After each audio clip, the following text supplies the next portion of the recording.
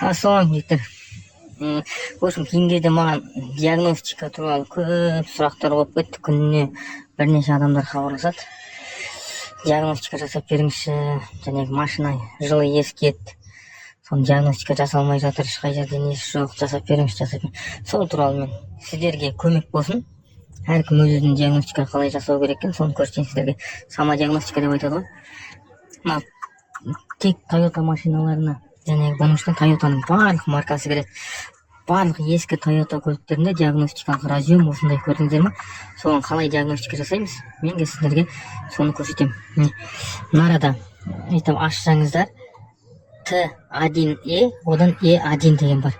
Ол мына разъем. Тура үстінен анық көрсетейін.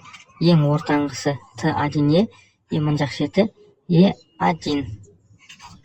Түсіндіңіздер ғой? Осы екеуін мынандай перемішка аламыз. Екеуін бүйтіп бір-біріне замкать етеміз. Көрдіңіздер ме? Т1Е мен Е1-ді біріне замкать етеміз. И машинаға кіреміз. Барлық Toyota маркалеріне и замокты ашамыз. Мынада чек марка етеді. Осы чекті санаймыз. Қарам, міне 1, 2. Бұл 20 деп есептеледі. 1.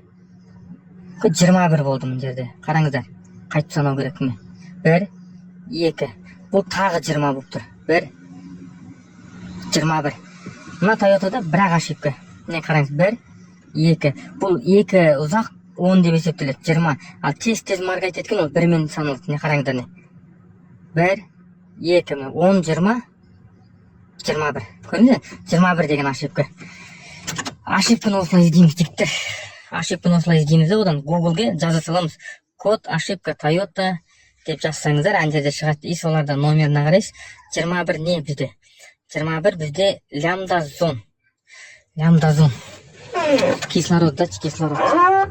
Себебі мына машинада датчик кислород қиылып жатыр, көрдіңіздер ме? Осы ошибканы көрсетіп тұр. Так что, жігіттер, видео ұнаса лайк басамыз. Менен осы сіздерге үлкен көмек болсын. Осы видеоны репостқа таратамыз, комментария жазамыз. Және комментарияға келесі қандай машинаға солай самодиагностика жасау керек, сол туралы жазыңыздар. Комментарияға қай машинаға көп түседі, мен келесі видеоға сол машинаны түсіретін боламын, самодиагностика.